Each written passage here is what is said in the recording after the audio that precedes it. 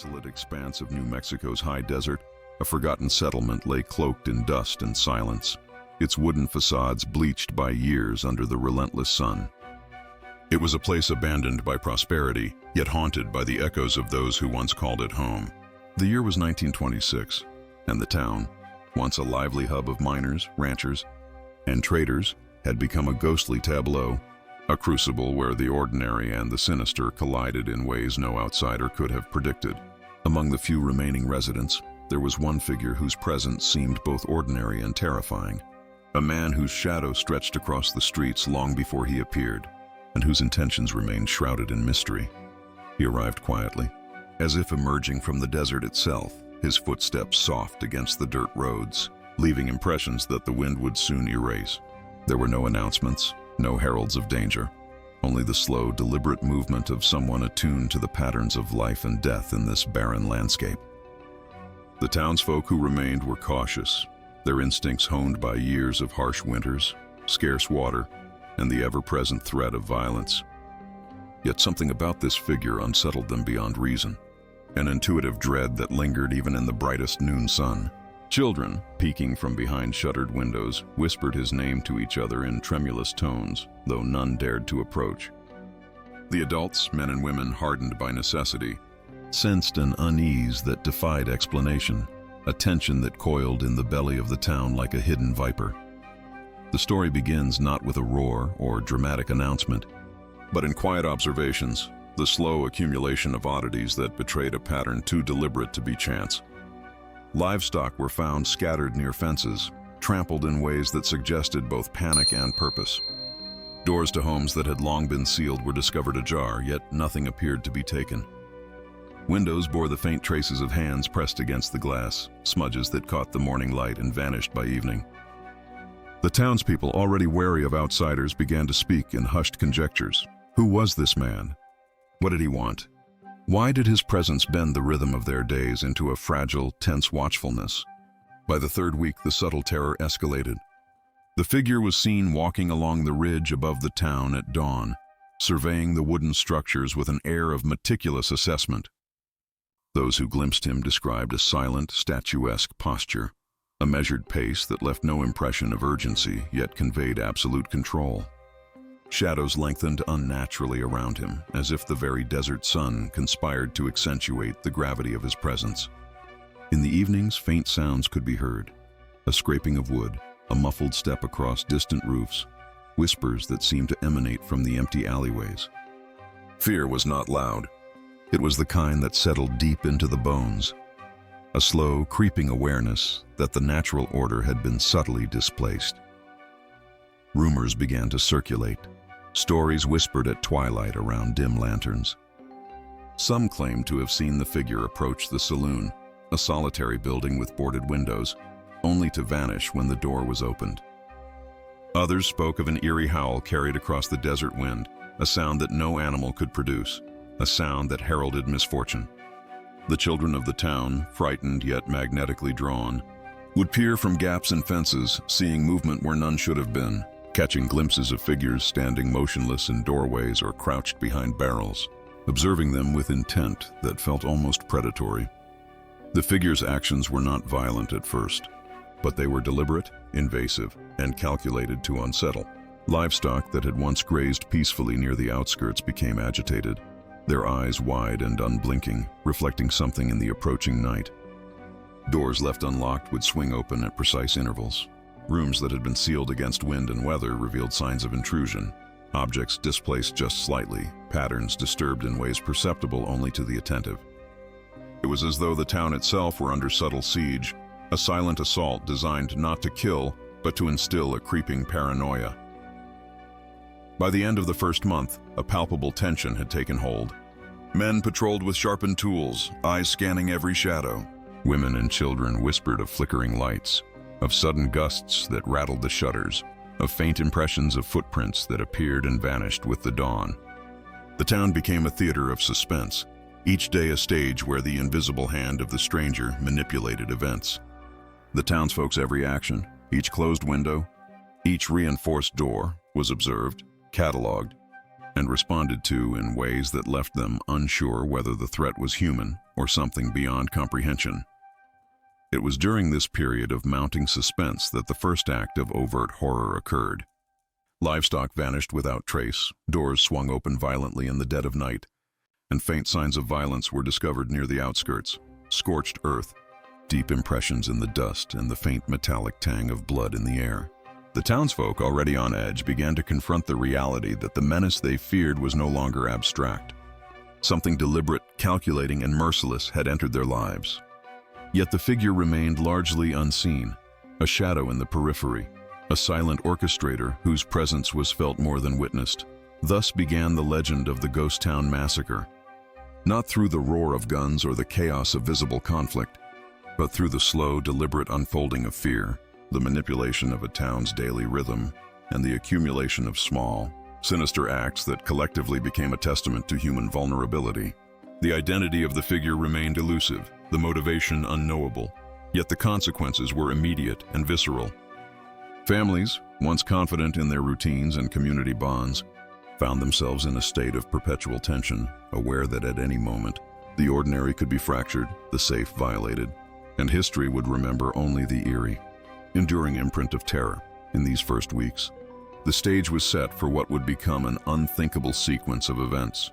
A town caught between past prosperity and present desolation, a community unprepared for calculated menace, and a figure whose intentions were hidden behind the cloak of silence, a combination that would culminate in tragedy, leaving a mark that would echo across decades and forever define the small town as a place where fear itself became tangible.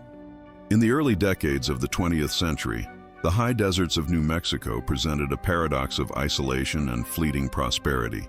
Small towns had sprung up around mines, trade routes, and agricultural enclaves, each community attempting to carve order and sustenance from the arid, unforgiving landscape. By 1926, the region had already endured decades of economic fluctuation, environmental hardship, and shifting populations. Ghost towns were not uncommon. Boom towns that had thrived during short-lived mineral rushes or trade expansions often fell into decay once resources dwindled.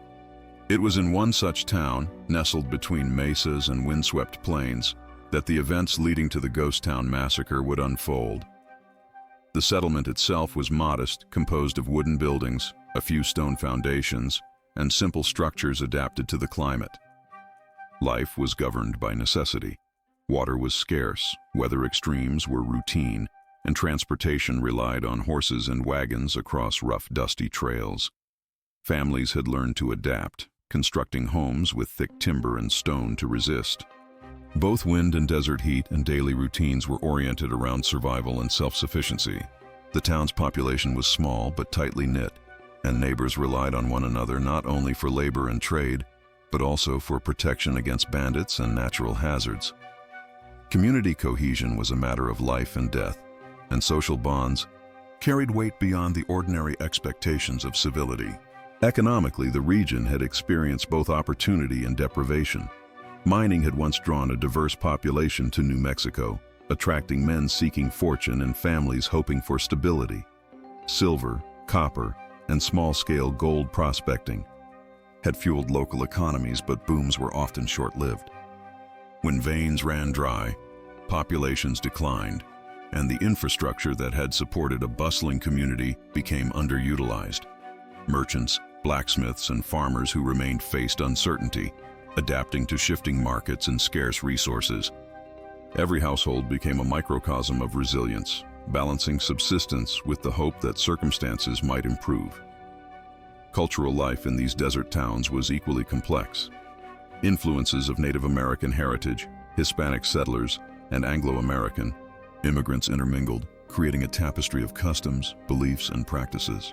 Traditions of community gatherings, seasonal celebrations, and religious observances coexisted with the practical demands of survival. Churches often doubled as social centers, providing moral guidance, schooling, and spaces for communal decision-making. At the same time, folklore thrived, shaped by the harsh environment. Stories of bandits, unexplained disappearances, and the omnipresent desert winds that carried tales of spirits and hidden dangers. Superstition, oral history, and practical experience merged, producing a culture attuned to both the seen and the unseen, the immediate and the speculative. The social hierarchy of these towns was fluid yet rigidly observed. Men were expected to provide labor, protection, and economic stability, while women managed households, children, and food production under strenuous conditions. Children learned early the rhythms of work and survival, observing adults and participating in daily chores that demanded precision and endurance. Elderly residents often occupied advisory roles, passing down knowledge of the environment, weather patterns, and local history. In smaller communities, gossip, observation, and reputation wielded influence as powerful as formal law, shaping behavior and moderating conflict. Despite the seeming order, these towns existed under constant tension. Resources were limited and scarcity bred both caution and competition. Access to clean water, arable land, and trade routes could determine a family's survival. Conflict. Between settlers, disputes over property, and sporadic acts of criminality underscored the fragility of social stability. Law enforcement was minimal, often reliant on itinerant sheriffs or self-appointed community leaders. Justice was local, pragmatic, and occasionally brutal, reflecting both necessity and the absence of broader institutional oversight. By 1926, New Mexico had undergone several decades of transition. The influence of railroads, expanded trade networks, and emerging state governance offered new possibilities, yet many remote towns remained isolated. Communication was slow, and news of events, whether economic, criminal, or natural, traveled sporadically, leaving residents reliant on personal observation, rumor, and interpretation. In such an environment, anxiety could be magnified, and the presence of unusual individuals or unexplained incidents carried a weight that might seem disproportionate in larger, more connected settings. The physical environment shaped both daily life and psychological experience. Deserts and mesas produced dramatic shifts in light and temperature, and nights could be profoundly silent, broken only by the wind or distant animal calls. Visibility was often limited to the immediate horizon, and the vastness of the landscape reinforced a sense of isolation. Buildings, constructed from wood and stone, cast long shadows, and streets, deserted after dusk, became arenas for imagined danger. Sound traveled differently across the open land, amplifying small disturbances and rendering ordinary events seemingly ominous. Residents developed a heightened awareness of auditory and visual cues, a constant alertness that, while adaptive, also intensified fear when the unusual appeared. Against this backdrop, townsfolk had developed a sophisticated understanding of risk and precaution. Livestock management, household safety, and personal security were matters of daily vigilance. Every structure, pathway, and tool served multiple functions, from practical utility to defensive measure. Knowledge of natural hazards, flash floods, droughts, extreme heat, was paired with social strategies for survival, such as alliances with neighbors and shared labor for construction or harvest. These skills created a community capable of sustaining itself amid adversity, yet also predisposed it to interpret anomalies with caution, suspicion, and sometimes dread. Culturally, the town balanced pragmatism with myth. Folk narratives about vanished travelers, unexplained deaths, or mysterious figures traveling the desert were widely circulated. Such stories were reinforced by the terrain itself. Canyons, abandoned mines, and skeletal ruins provided visual evidence of past tragedies and human ambition gone awry. Residents internalized these stories, applying their lessons to practical decision-making and social interaction. Yet when a new, inexplicable presence entered their midst, the town's collective imagination fused with experience, producing both vigilance and heightened anxiety. In this historical context, the arrival of a mysterious figure, or series of incidents that would later be described as the Ghost Town Massacre, did not occur in a vacuum. The town's isolation, scarcity, cultural richness, and intricate social dynamics created a fertile ground for fear to escalate quickly and for seemingly minor anomalies to be interpreted as precursors to disaster. Awareness of danger, honed over decades, coexisted with curiosity, superstition, and a moral framework that emphasized both communal cohesion and individual responsibility. By understanding the town's historical, economic, and social conditions, we gain insight into the profound impact that one mysterious individual or series of calculated events could exert on a small, interconnected population.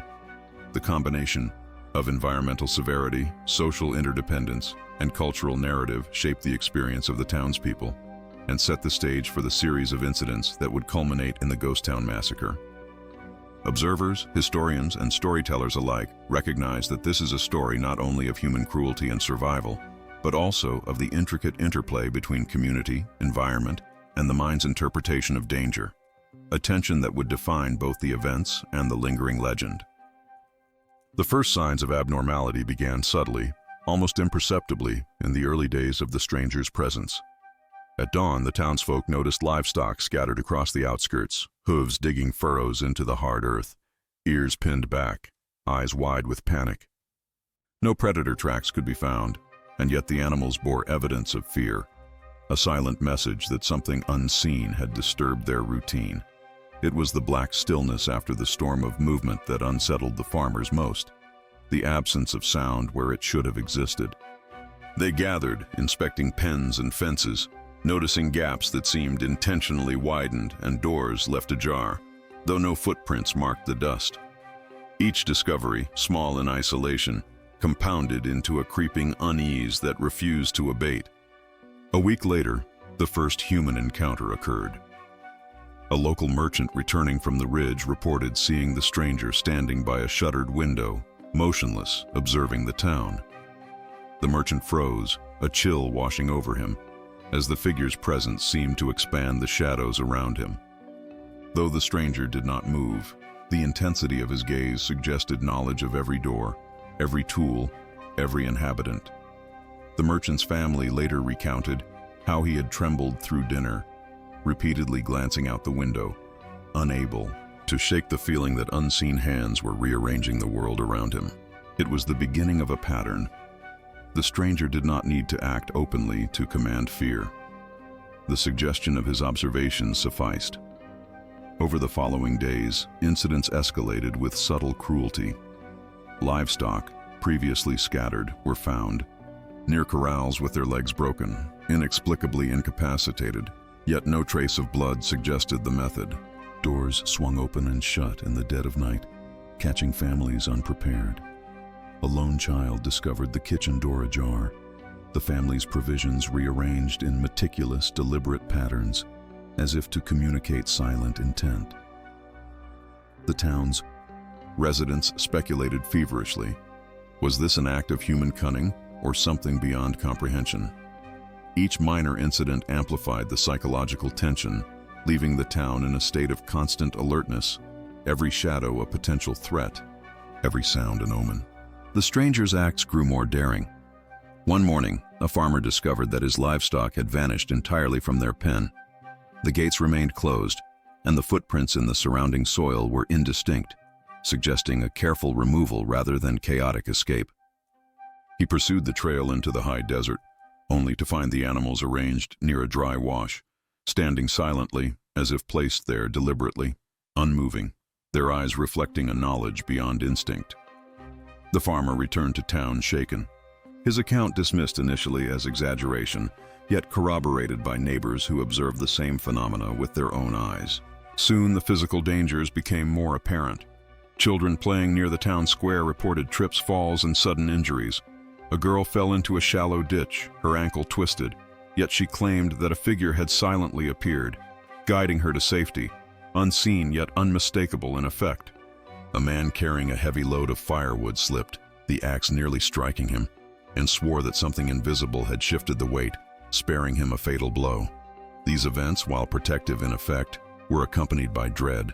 The town realized that the figure's influence was omnipresent, unpredictable, and indifferent to conventional morality. It was not malevolence in a conventional sense, but the orchestration of chaos, a deliberate manipulation of the environment to establish control, fear, and respect. At night, the horror intensified. Residents reported hearing faint, irregular, Knocks on doors and windows, whispers carried across the empty streets, and the sound of footsteps that began and ceased without explanation. Families huddled in their homes, candlelight flickering across walls as the wind carried distant metallic sounds, the scraping of unseen tools against the wooden structures, faint thuds that hinted at weight and intent. In one instance, a door that had been locked and reinforced swung open silently, revealing nothing beyond a corridor of empty darkness. The cumulative effect was profound. The town existed in a state of hyper-awareness, each heartbeat attuned to potential danger.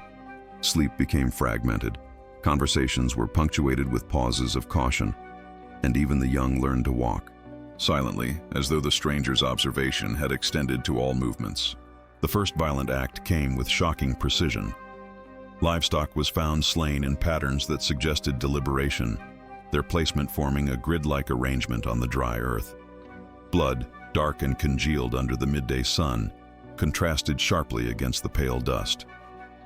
This display was both message and warning. The stranger could act directly, and he would do so with methodical intent. The town reacted with panic and curiosity in equal measure. Families reinforced their homes, though no barricade seemed sufficient. Men armed themselves with rifles, shotguns, and improvised weapons, yet none felt equipped to confront the silent omnipresence that had been established. Soon, incidents moved beyond animals. A carpenter walking along the main street discovered his tools arranged on the ground in an intricate pattern, a subtle mockery of his labor.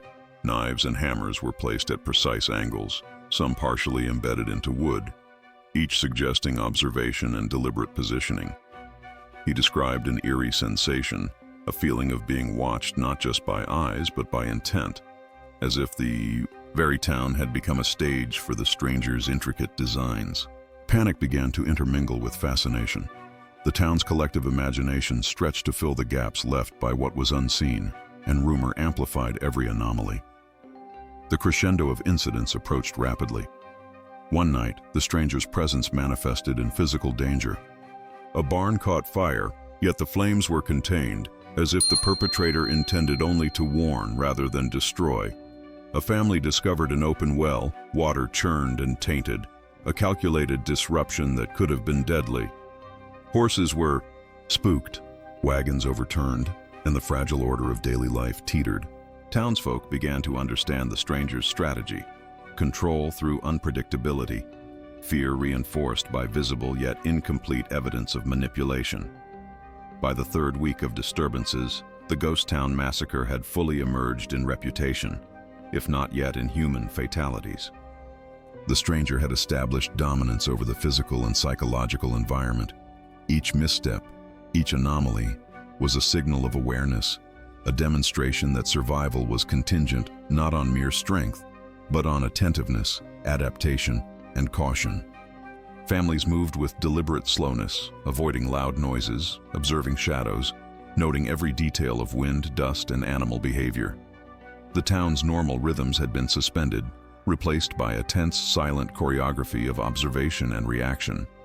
The final phase of the incidents was marked by direct confrontation, though never through conventional violence alone.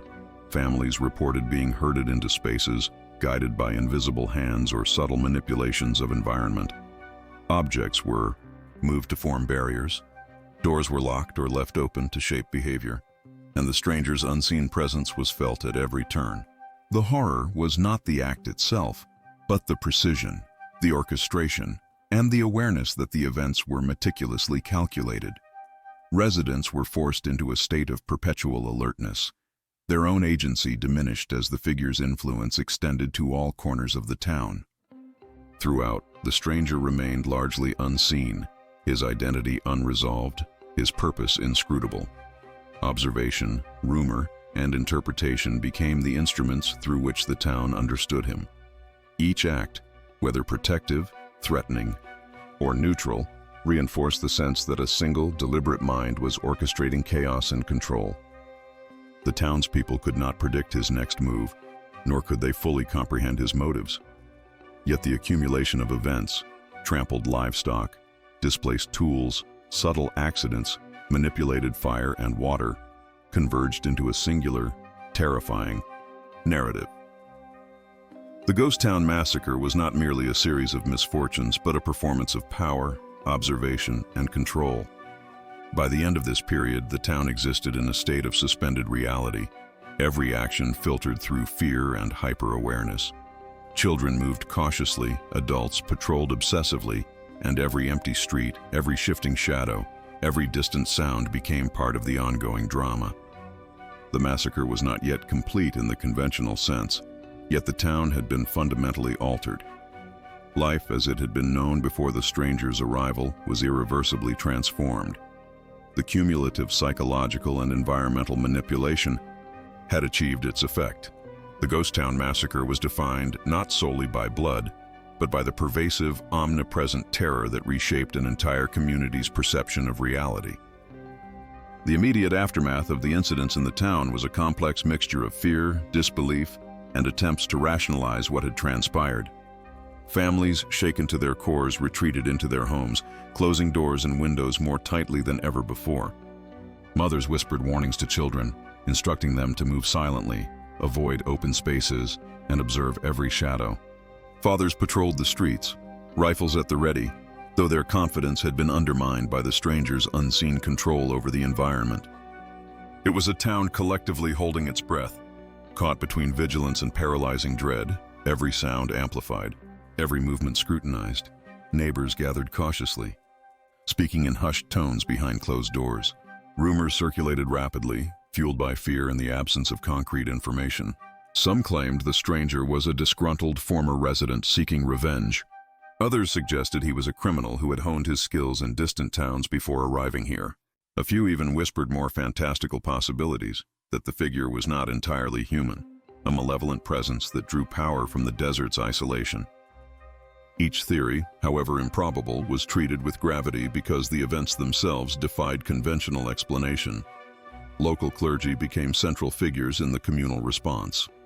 The town's pastor, a man accustomed to guiding the spiritual and moral lives of his congregation, found himself confronting questions that could not be answered with scripture alone. He organized evening prayers, urging families to seek protection and solace.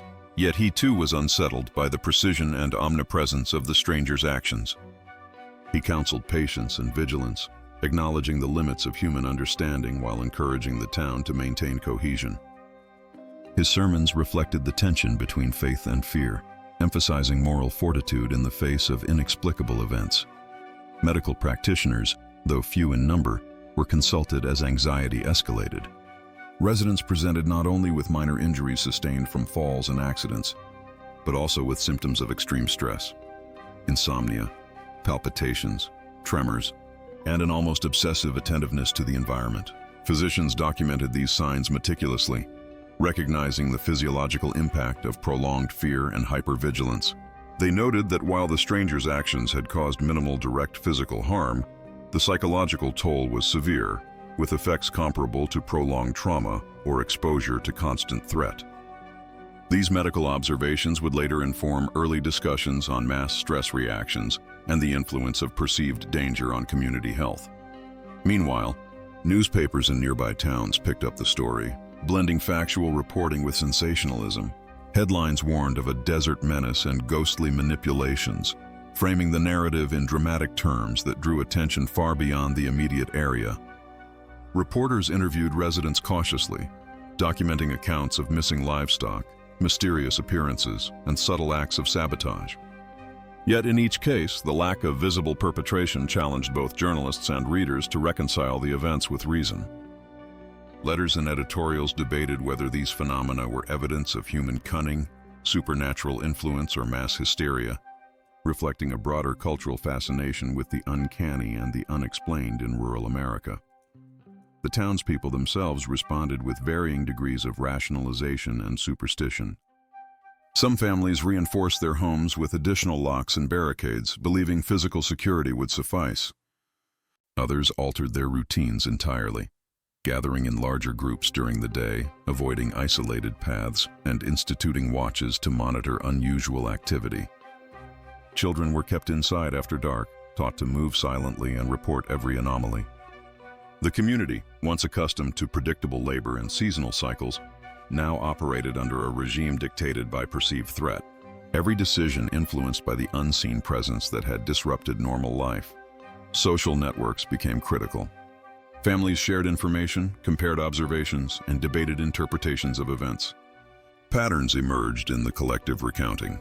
The stranger appeared most frequently at the peripheries of human activity, never engaging directly but always leaving unmistakable evidence of manipulation. This social analysis, though informal, helped the town anticipate certain movements and adjust behavior accordingly. Vigilance became not just an individual responsibility but a communal endeavor, reinforcing the interdependence that was essential to survival in a remote environment. Psychological interpretations began to surface, influenced by contemporary understanding of human behavior. Some observers suggested that the townsfolk's fear might have amplified minor anomalies, creating a feedback loop in which each unexpected sound or movement was interpreted as deliberate malice. Others argued that the stranger's actions, calculated and methodical, were sufficient to elicit the observed reactions without the need for exaggeration. These debates were not merely academic. They shaped community response, influencing whether residents fled, fortified, or attempted to confront the intrusions. Among families, tension ran high. Elderly members recalled similar past events, disappearances, animal mutilations, and isolated threats, but nothing of comparable intensity or sustained duration. Younger residents were less experienced, interpreting every subtle shift as catastrophic. Disagreements arose over strategy. Some advocated direct confrontation, others argued for observation and avoidance. Conflicting instincts, caution, courage, and curiosity, produced both friction and solidarity, reinforcing the community's fragile cohesion while exposing the strain of constant fear. Religious and cultural beliefs further shaped interpretation. Some townsfolk framed the events as divine testing, while others saw them as manifestations of malevolent spirits tied to the land or past transgressions. Folkloric narratives, tales of wandering specters, cursed strangers, and desert omens provided frameworks to make sense of the inexplicable. These cultural lenses allowed residents to integrate fear into familiar moral and narrative structures, offering partial solace even as anxiety persisted. Media coverage extended the influence of the events beyond the town itself. Newspapers published accounts, interviews, and speculative analysis, presenting the incidents as both newsworthy and cautionary. Headlines emphasized the ghostly and enigmatic aspects, framing the stranger as a figure of folklore in the making. Correspondence from outsiders, curious journalists, amateur investigators, and wandering lawmen added layers to the narrative, introducing interpretations that were at times sensational, at times analytical. This external attention amplified the sense of significance, transforming local disturbances into events of broader historical interest. In sum, the town's response to the Ghost Town Massacre was multifaceted. Practical measures to protect life and property, psychological adaptations to prolonged fear, reliance on religious and cultural frameworks for understanding, and engagement with external narratives through media coverage. Families endured sleepless nights, children learned hypervigilance, and the community developed a shared lexicon of anomaly, interpreting subtle disruptions as part of a coordinated pattern. The stranger's unseen influence had extended far beyond individual acts, shaping the social, emotional, and cultural fabric of the town. By the time the incidents reached their peak, the town's collective experience reflected both resilience and fragility. Vigilance, adaptation, and social cohesion allowed survival, yet the persistent anxiety left a lasting imprint. Observers noted the long-term psychological consequences. Residents spoke of a lingering wariness. Children retained an acute sensitivity to shadows and sounds, and adults carried a deepened awareness of human vulnerability. These reactions would later inform historical analysis, illustrating how communities respond to prolonged, subtle threats in isolated environments. The social response also highlighted broader themes: the interplay between environment and perception, the role of collective experience in shaping behavior, and the complex interaction between fear, culture, and survival. The Ghost Town Massacre became a case study not only in historical mystery but also in human psychology, social cohesion, and the cultural processing of extraordinary events. Through observation, adaptation, and interpretation, the town endured, but it was fundamentally transformed. its identity forever marked by the presence of the unseen orchestrator and the psychological resonance of sustained terror. The climax of the Ghost Town Massacre arrived not with a single dramatic act, but with the convergence of weeks of tension, fear, and escalating manipulation. The town, already fractured by months of subtle terror, teetered on the brink of chaos. Families, who had hitherto maintained routines under constant vigilance, were now caught in a web of anticipation and dread. Every sound, every shifting shadow, every gust of wind became an event, a potential signal of imminent danger. The cumulative stress manifested not only in anxious behavior, but also in palpable physiological strain. Hearts raced, hands trembled, and sleep became impossible for many, replaced by a near-perpetual state of watchfulness. It began with a sudden disruption in the town square. A cart, previously secured with ropes and locks, was found overturned, its contents scattered. Tools and supplies lay in precise, deliberate patterns, forming geometric shapes that suggested intention rather than accident. The townsfolk, drawn by the sound of chaos, discovered that this incident was only the beginning. Doors that had been reinforced for months were thrown open. Livestock scattered, yet none bore signs of struggle. The impression was of force applied invisibly, methodically. This was not random violence, but the orchestration of fear and control, executed with precision that confounded human understanding. As night fell, the stranger's presence became more tangible. Shadows stretched unnaturally across walls and streets, elongated by flickering lantern light, and the soundscape of the town shifted. Faint knocks and scrapes escalated to sustained, rhythmic pounding against doors, as if the very architecture had become an instrument of menace. Families huddled together, listening to the cadence, interpreting it as communication. Each beat carried intention. Each sound seemed to confirm the stranger's omnipresence. The psychological weight was unbearable, yet movement was impossible. Fear had immobilized the population, leaving them at the mercy of a force they could neither predict nor confront directly. A sudden fire broke out in one corner of the town, sparks licking the dry wood of abandoned structures. Flames danced with unnatural intensity, creating stark, shifting patterns of light and shadow that played across faces frozen in terror. The townsfolk attempted intervention, forming lines with buckets of water, yet each effort was undermined by the subtle manipulation of wind and terrain. The fire spread in calculated bursts, threatening structures selectively, testing response, assessing panic. Amid the chaos, the stranger remained unseen, a phantom hand orchestrating every movement, leaving both material and psychological scars. Then came the confrontation with human consequence.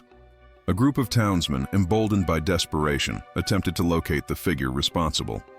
They moved cautiously through streets and alleys, their rifles raised, senses sharpened by weeks of anticipation. Yet with each step, they encountered deliberate obstacles, overturned barrels, hidden pits, and displaced debris that forced them to split, creating isolation. From the shadows, they observed fleeting glimpses, a figure at the edge of vision, dissolving when approached directly, leaving no trace but an undeniable impression of presence. Panic surged. One man tripped over a concealed ridge, narrowly avoiding a fall that would have been fatal. And others realized that survival depended not on confrontation, but on observation, patience, and instinct honed to extremes. Inside homes, families faced terrors of a different kind. Windows rattled without wind. Doors creaked open and closed of their own accord. Children whispered of a figure glimpsed at the threshold, watching silently, yet vanishing before any adult could confirm. Kitchens were ransacked in patterns that suggested not theft but psychological assertion. Food and utensils arranged into precise formations conveyed a chilling intelligence, a deliberate imposition of control. Even the most rational minds among the townsfolk struggled to reconcile these occurrences with the known laws of the physical world. The stranger's influence extended to the town's periphery. Livestock had been scattered and corralled in unnatural formations.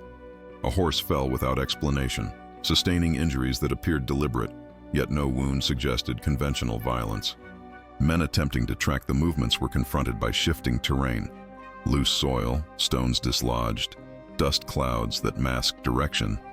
These environmental manipulations created the sense of omnipotence.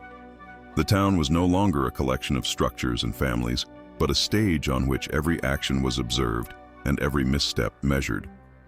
In the most intense moments, fear became a collective force. Entire streets fell silent, the townsfolk immobilized by uncertainty. Even the bravest were reduced to observation, hearts pounding, eyes scanning, voices barely audible above whispered prayers. The stranger's control was complete. It was not only action but anticipation that had been mastered.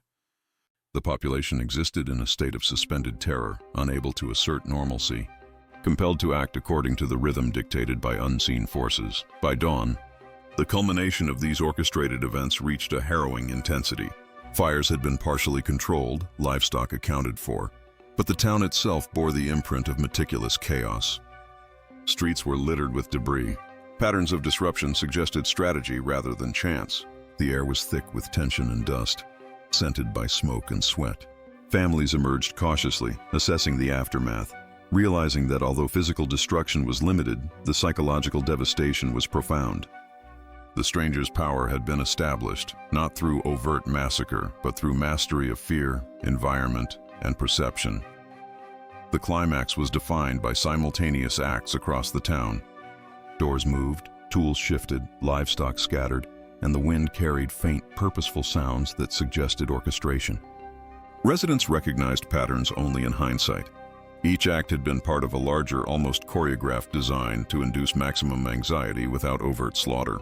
Observation, misdirection, and subtle manipulation had rendered the population vulnerable not through direct harm, but through relentless anticipation of harm. In this, the climax was complete. The town had been reshaped, its rhythm dictated by an unseen hand, its population forever altered. The final hours of this intense period left the town exhausted, both physically and psychologically. Families retreated, exhausted from vigilance. Men collapsed in fatigue after hours of patrolling. Children clung to parents, uncertain of what was real and what was imagined. Even those who attempted rational explanation conceded that the events transcended ordinary understanding. The stranger, though never captured or clearly observed, had achieved total domination over the town's environment and collective psyche. The massacre was complete, not in terms of bloodshed, but in its capacity to fracture the human sense of security, order, and predictability. In reflecting on the climax, it becomes clear that the Ghost Town Massacre was as much a study in psychological terror as in physical disruption. The townsfolk's reactions, vigilance, fear, adaptation, demonstrated the profound impact of prolonged exposure to unpredictable danger.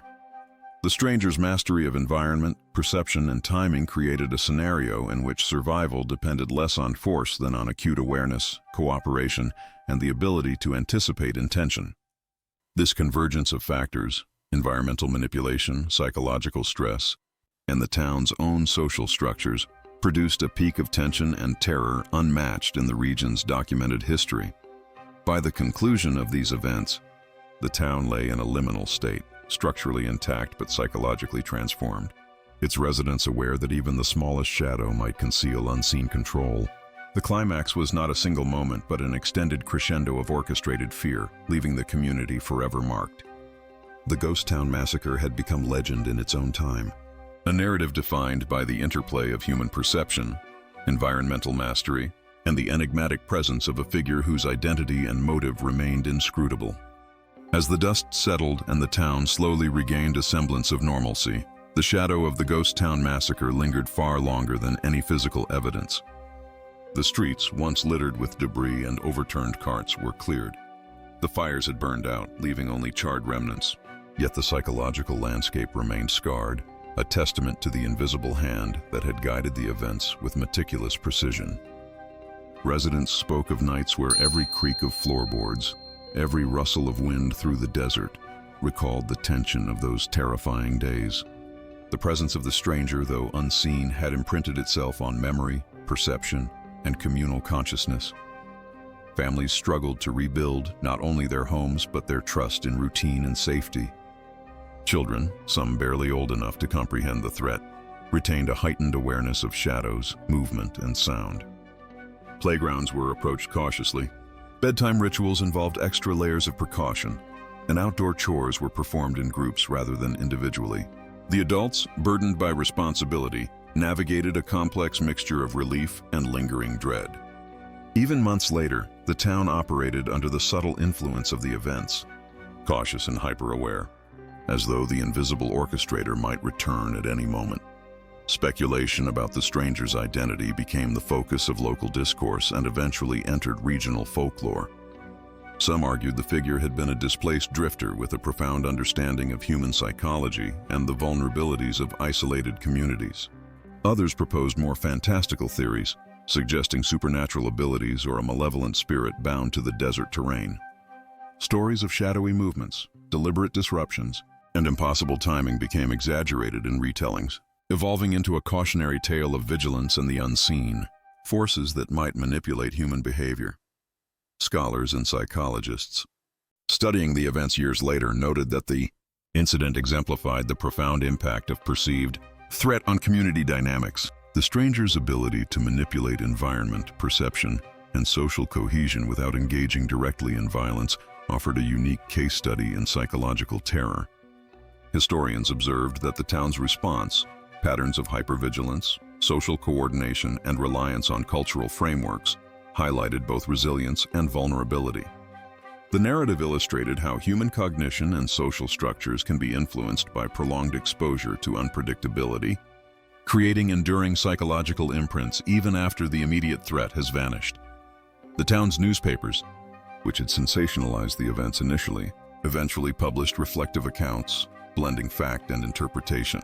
Journalists revisited the story with an eye toward analysis rather than shock, describing the meticulous nature of the disruptions, the community's adaptive strategies, and the lasting social effects. Letters to editors recounted personal experiences, some emphasizing survival, others the enduring terror. These archival records provided a glimpse into both individual and collective memory, showing how a seemingly inexplicable series of events could shape identity, cautionary practices, and intergenerational storytelling. In private, families wrestled with lingering uncertainty. Questions persisted. Had the stranger been human or something beyond comprehension? Would they ever truly be safe? Were the psychological scars permanent, or would time restore their sense of normalcy? These contemplations, largely unspoken in public, reflected the depth of disruption caused by events that could not be neatly explained or reconciled. The ambiguity became a defining feature of the town's history, leaving residents to navigate the uneasy balance between fear and resilience. Generationally, the story of the Ghost Town Massacre persisted, told and retold as both history and cautionary tale.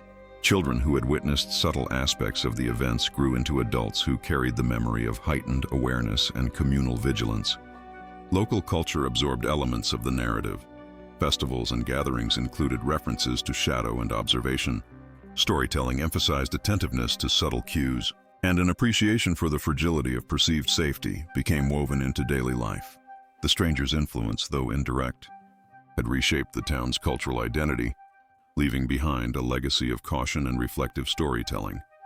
Anthropologists examining the region noted the incident's impact on communal norms and social cohesion.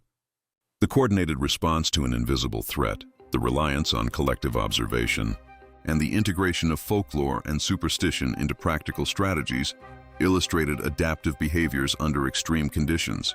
The town, once typical of its rural New Mexico surroundings, became a microcosm for studying the interaction between environment, perception, and social structures under duress. The Ghost Town Massacre thus occupied a space between documented history and living legend, serving as both a cautionary tale and a field study in human behavior. The stranger was never apprehended, never seen in a definitive sense, and no tangible evidence definitively identified them. The mystery became central to the story's endurance, ensuring that the events remained enigmatic and the lessons drawn both practical and philosophical. Was the figure a human with exceptional cunning, exploiting natural conditions and human psychology to orchestrate fear? Or was there a more mysterious, perhaps symbolic dimension to the manipulations? The ambiguity fueled speculation and creative interpretation, allowing the narrative to persist in cultural consciousness without closure. Psychologically, the lasting effects of the climax and the extended tension manifested in both adaptive and maladaptive ways. Adults retained heightened alertness and refined observational skills.